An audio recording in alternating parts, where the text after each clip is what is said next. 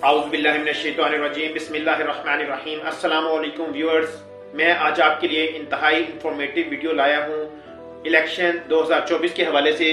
क्योंकि मैं किसी जगह पर प्रिजाइडिंग ऑफिसर की ड्यूटी भी करने जा रहा हूँ, इसलिए मैं कुछ ऐसी बातें बताऊंगा जो बहुत ही यूजफुल होंगी स्पेशली पोलिंग एजेंट्स के लिए।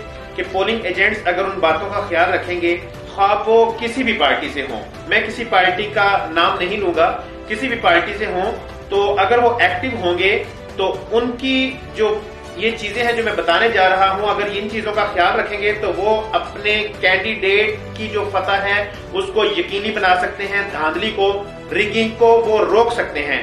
99% इम्पॉसिबल हो जाएगा अगर पोलिंग एजेंट इन बातों का ख्याल रखेगा। तो सबसे पहले तो यह है कि पोलिंग एजेंट कैंडिडेट को चाहिए उस बंदे को सिलेक्ट करे। हर पोलिंग स्टेशन जो होता है ना, उस पर एक पोलिंग एजेंट होता है। तो कैंडिडेट या उसकी जो भी इंतजामिया है वो पोलिंग एजेंट ऐसे नहीं जिसको भी पकड़ के कोई नहीं मिल रहा तो एक लड़का पकड़ के पोलिंग एजेंट बना दिया और फौरन उसको बिठा दिया, ऐसे नहीं करना। पोलिंग एजेंट इंतहाई एक्टिव बंदा होना चाहिए, यंग मैन होना चाहिए, और उसको जब आपने पोलिंग स्टेशन पे भेजना है तो उसके पास अथॉरिटी लेटर होना चाहिए आपकी पार्टी का, उसके कैंडिडेट का।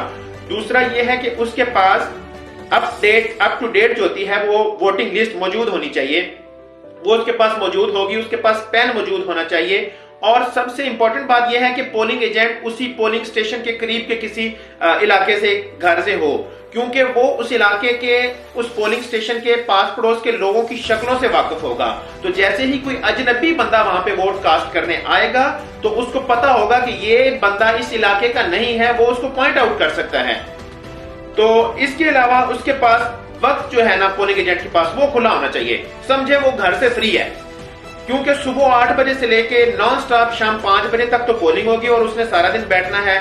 तो उसके बाद ये ना हो कि पोलिंग खत्म और वो कहे जी मुझे अम्मी बुला रही हैं और मेरी मिसेज की कॉल आ रही है, मेरा बच्चा बीमार है, मैंने उसको डॉक्टर के पास, ये चीजें उसके साथ अटैच नहीं होनी चाहिए। जब पोलिंग के बाद, असल में मसला ही पोलिंग के बाद होता है, तो वो भी मैं बताता हूं कि उसने पोलिंग के बाद क्या करना है। तो एक तो यह है कि खाना पीना वो दिन में सुबह के वक्त बहुत नाश्ता कम करे और पानी बहुत कम पिए कि बार बार उसको वॉशरूम ना जाना पड़े, ताकि उसको ये ना शक हो कि मैं वॉशरूम गया था तो मेरे पीछे से किसी किस्म की कोई गड़बड़ हो गई है। तो जब पोलिंग हो जाएगी ना, सारा दिन पोलिंग होती रहेगी और उसके बाद जब क्लोज हो जाएगी पोलिंग और वो बैलेट बॉक्स जो है वो खुलेंगे, तो उसकी नजर होनी चाहिए कि जब बैलेट बॉक्स खोल के वो उल्टा रहे हैं टेबल के ऊपर या किसी चटाई के ऊपर, तो उस पे पहले से कोई चीज मौजूद नहीं, तो ठीक है, ये कंफर्म हो गया। उसके बाद जब वोटिंग के जो वोट्स की काउंटिंग होती है ना, जो पर्चियों की, तो काउंटिंग के वक्त पोलिंग एजेंट्स दूर बैठे होते हैं, वो सिर्फ उसको ऑब्जर्व करते हैं, क्योंकि वो काउंटिंग में वो पोलिंग स्टाफ तो होते नहीं है, वो पोलिंग एजेंट्स होते हैं, तो वो बैठ के देख रहे होते हैं। तो उन्होंने बहुत ध्यान से, बड़ी चुस्ती से देखना है कि ये वही पर्चियां काउंट कर रहे हैं जो डब्बे से निकली हैं। ये तो नहीं कि कोई बंदा जेबों से निकाल के, ये वो वैसे होता नहीं है इस तरह, लेकिन कोई ऐसी पॉसिबिलिटी भी ना बचे। अब मेन जो उसकी जो ड्यूटी है ना, कि उसने कैसे रिजल्ट के हवाले से उसने नजर कैसे रखनी है। फॉर्म 45 बनेगा, मैं फॉर्म 45 आपको बता देता हूँ। फॉर्म 45 होता है, ये फॉर्म 45 है जिसकी मैं आपको एक तस्वीर दिखा रहा हूँ और मैं ये लगा देता हूँ अपनी वीडियो में भी। फॉर्म 45 जो है ये फिल होगा, प्रिजाइडिंग ऑफिसर काउंटिंग के बाद फॉर्म 45 को फिल करेगा। इसमें हर कैंडिडेट के वोट्स, नंबर ऑफ वोट्स लिखे जाएंगे कि फलां कैंडिडेट को इतने वोट मिले, फलां को इतने मिले। उसके बाद इसके ऊपर मैं आपको दिखा देता हूं, ये इस जगह पे पोलिंग एजेंट्स के सिग्नेचर और नाम भी होते हैं। तो पोलिंग एजेंट जो है वो जितने भी मौजूद होंगे, जितनी भी पार्टीज के, उनके सिग्नेचर्स दिए जाएंगे यहाँ पे, और उनको एक एक कॉपी, ये काफी सारी कॉपीज होती हैं, ये जितने कैंडिडेट्स होंगी उससे ज्यादा ही कॉपीज उस प्रिजाइडिंग ऑफिसर के पास होंगी। एक एक कॉपी हर पोलिंग एजेंट को मिलेगी। वो पोलिंग एजेंट जो है वो अब इस फॉर्म 45 की कॉपी को लेके तो अपने कैंडिडेट का जो ऑफिस होगा, जो सेक्रेटेरिएट होगा, वहां पे जाके उसको जमा करवाए। लेट्स सपोज एक कैंडिडेट के 150 पोलिंग स्टेशन है, तो शाम को, रात तक या सुबह तक उसके पास 150 के 150 ये फॉर्म 45 पहुंच जाने चाहिए। और जो भी उसका वो जो असिस्टेंट होगा, जो भी वहां पे बंदा होगा रिजल्ट देखने के हवाले से कैंडिडेट का, वो उसको कंप्यूटर में, लैपटॉप में फॉर्म 45 की एंट्रीज कर लेगा और उसको पता चल जाएगा कि हमें इतने वोट मिले हैं। और फिर जब रिटर्निंग ऑफिसर उसका रिजल्ट डिक्लेयर करेगा, तो अगर उनमें बहुत ज्यादा ह्यूज डिफरेंस आता है तो वो बंदा कोर्ट में जाके इस चीज को चैलेंज कर सकता है कि मेरे पास फॉर्म 45 की कॉपीज मौजूद हैं, मेरे मुताबिक इतने वोट हैं, रिटर्निंग ऑफिसर ने जो रिजल्ट डिक्लेयर किया है वो गलत है। लेकिन होता यहां क्या है, जो पोलिंग खत्म होने के बाद पोलिंग एजेंट होता है उसको घर जाने की जल्दी होती है, तो या तो वो फॉर्म 45 की कॉपी लेता ही नहीं है, वो पहले ही भाग जाता है।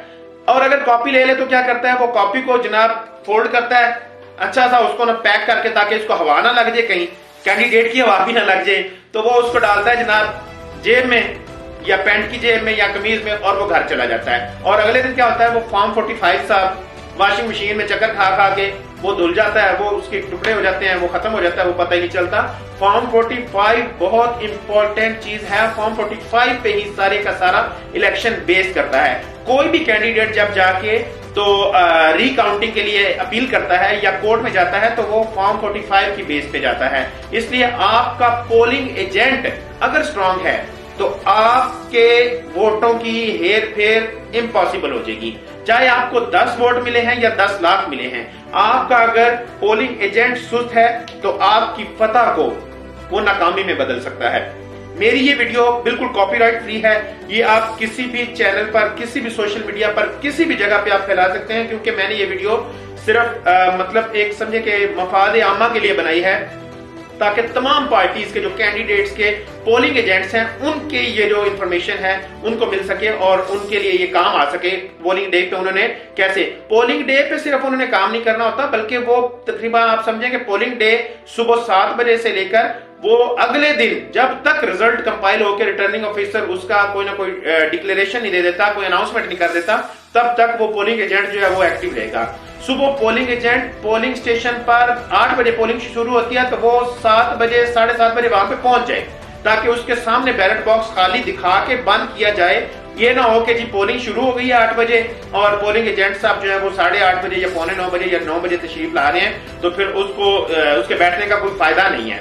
और दूसरा ये है कि कुछ पार्टीज ऐसे करती हैं, मैंने ऑब्जर्व किया है कि पोलिंग एजेंट दिन में पहले 4-5 घंटे एक बंदा बैठा, वो फिर फोन करता है पीछे कि जी मैं थक गया हूं, कोई और बंदा भेजो, फिर वो पोलिंग एजेंट चेंज कर लेते हैं। अलाउ होता है इलेक्शन रूल्स में, लेकिन ऐसा करना नहीं चाहिए।